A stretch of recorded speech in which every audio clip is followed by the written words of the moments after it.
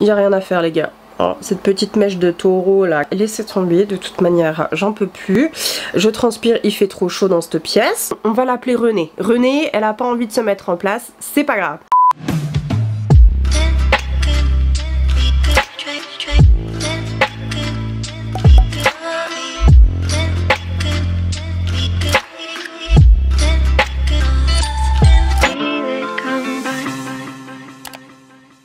Hey mes pépitos, j'espère que vous allez bien. On se retrouve dans une nouvelle vidéo. Comme vous avez pu le lire dans le titre, je vous donne mes 3 conseils pour débuter sa chaîne YouTube. Encore une fois, je préfère mettre un disclaimer, je ne suis pas professionnelle dans la branche bien entendu, mais je pense que pour débuter, mes conseils peuvent vous aider et peut-être faire en sorte que vous sautez le pas. Encore une fois, je suis désolée si vous entendez un petit bruit de fond, c'est totalement normal. La chaleur en ce moment avec la canicule, et autant vous dire que le temps a un point et Nini est à 0 parce que là je suis en train de suffoquer. Normalement j'ai 2 ventilateurs qui tournent dans la pièce, mais pour que vous puissiez bien m'entendre, et bien du coup j'ai mis juste un en fonction, donc c'est le petit qui est là-bas là, bref, que vous voyez en petite couleur. Oh my god, j'ai les cornes de taureau qui repousse. Voilà, c'est le bordel. Alors mes petits pépitos, le premier conseil que je peux vous donner, c'est vous n'êtes pas obligé d'avoir le matériel dernier cri.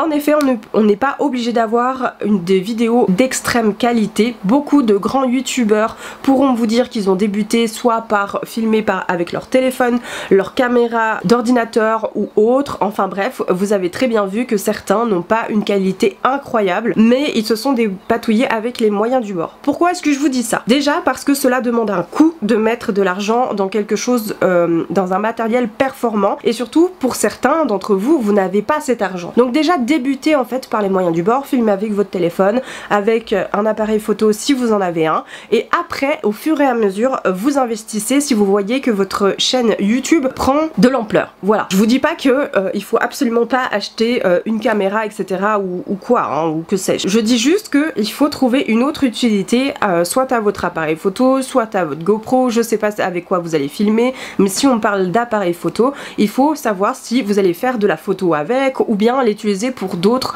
utilisations. Si vous investissez 600 francs dans votre appareil photo, c'est quand même 600 francs que vous aurez donné. En plus de ça, au départ de votre chaîne YouTube, vous n'êtes pas rémunéré, c'est de l'argent que vous mettez gratuitement. Donc voilà, à voir un petit peu comment vous voulez gérer la chose. Si vous avez votre matériel au départ et que vous voulez vivre de ça et que vous vous dites bon je fonce, là c'est vous que ça regarde, mais moi personnellement je ne prendrai pas de risque pour vous parce qu'on ne sait pas si votre chaîne va prendre de l'ampleur ou pas. Vous pouvez très bien investir au fur et à mesure comme moi je le fais.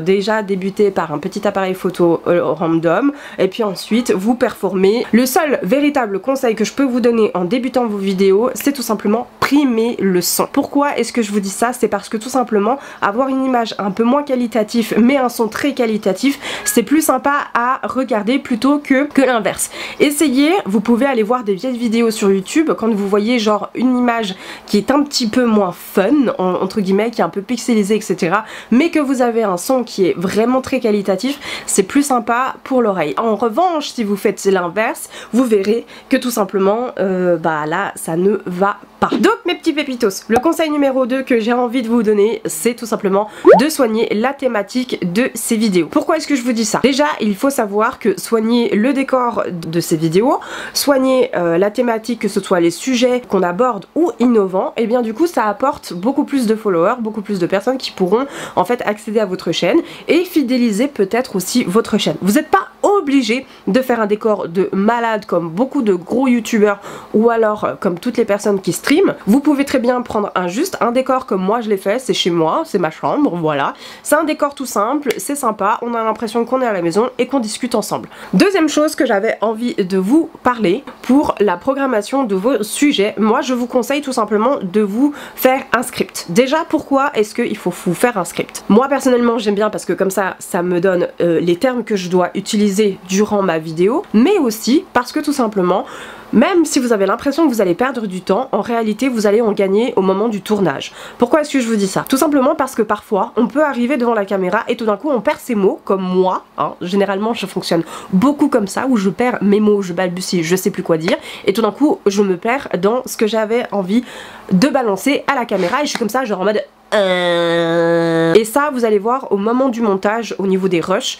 ça va pas du tout être cool pour vous. C'est pour ça que je vous dis, préparez-vous un script ou alors des petites notes, histoire d'avoir un fil conducteur et que vous ne vous perdez pas. Ouh, c'était compliqué à la dire celle-là. Donc franchement, ne sous-estimez pas ce petit tips là, parce que vraiment c'est une pure merveille. Depuis que j'ai mis le script en place dans mes vidéos, ça me permet en fait d'aller beaucoup plus vite. Au lieu de faire 1 heure à 2 heures de tournage, je fais en tout cas environ 30 à 45 minutes. Donc pour vous dire à quel point ça va très vite quand on a très peu de temps et qu'on veut faire autre chose après. Troisième conseil, mais pas des moindres, faites ce qu'il vous plaît. En chinant sur YouTube pour avoir des conseils, pour pouvoir faire en sorte que ma chaîne YouTube fonctionne, etc.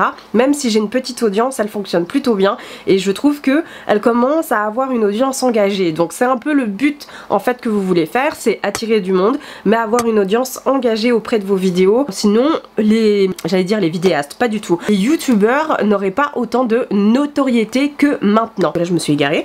Quand j'ai fait mes recherches pour savoir comment avoir une chaîne YouTube beaucoup plus qualitative, toujours entendu cette fameuse phrase « Ayez 3 thèmes ». Et j'avoue que pour moi, qui ai une éternelle touche à tout, eh bien je vous avouerai que ça m'a frustrée de fou. Je pensais que c'était la clé de la réussite et sur les réseaux en règle générale, mais alors pas du tout. Faites ce qu'il vous semble le plus cool à faire. Si vous avez 300 000 sujets en même temps, ce n'est pas grave, c'est votre personnalité. N'oubliez pas que votre audience s'abonne à votre chaîne et surtout vous suit par votre personnalité.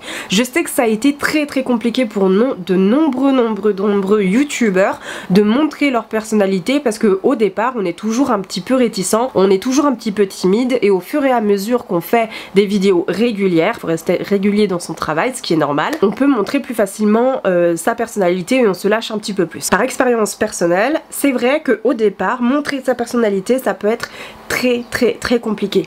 Alors même si vous n'êtes pas très à l'aise au départ avec la caméra, avec tout ce qui est son, avec tout ce qui est montage, même si c'est pas hyper qualitatif, ce n'est pas grave, vous débutez. Si vous avez une empreinte sur votre chaîne YouTube, eh bien vous serez beaucoup plus vite reconnaissable via votre montage. Même si vous n'êtes pas partie de l'image, on va tout de suite reconnaître que c'est vous. Vous voyez ce que je veux dire ou pas? Votre contenu doit être intéressant et régulier, mais il y a aussi beaucoup le fait que vos followers doivent vous fidéliser, vous suivre, échanger avec eux. C'est très important. J'essaye toujours de faire en sorte dans mes montages d'avoir une interaction avec mes auditeurs, mais vous n'êtes pas obligé de tout le temps faire ça, hein. Ce n'est pas la clé de la réussite, mais c'est vrai que de temps en temps avoir un petit commentaire venant de quelqu'un, c'est toujours cool. Mon petit conseil bonus, c'est cadeau. Au départ, quand vous avez votre chaîne YouTube et que vous sortez votre première vidéo, n'hésitez pas à faire de la pub. Je sais qu'il y en a beaucoup qui vont se sentir gênés, déjà parce qu'ils ne se sentent pas légitimes. Moi d'ailleurs, je suis la première à penser ça. Pourtant c'est très important parce que justement ce sont vos amis, les personnes proches en fait de vous,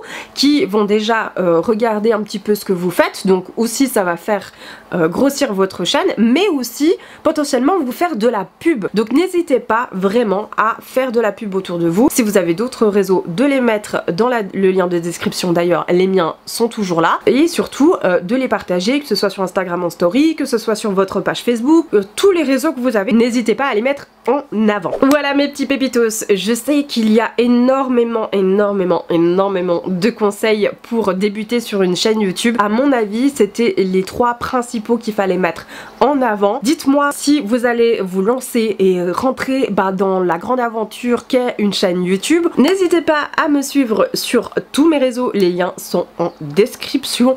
À s'abonner à cette petite chaîne YouTube, ça fait extrêmement plaisir. À liker cette vidéo parce que oui, je me suis donné de la peine et me creuser les méninges pour vous les amis. Et si vous avez un ami ou une amie ou quelqu'un que vous connaissez qui n'ose pas se lancer en fait tout simplement sur YouTube mais qui en a très envie, n'hésitez pas à lui balancer mon petit lien de cette vidéo. Moi je vous fais de très gros bisous, je vous dis à la prochaine pour une nouvelle vidéo et d'ici là, prenez soin de vous. Ciao.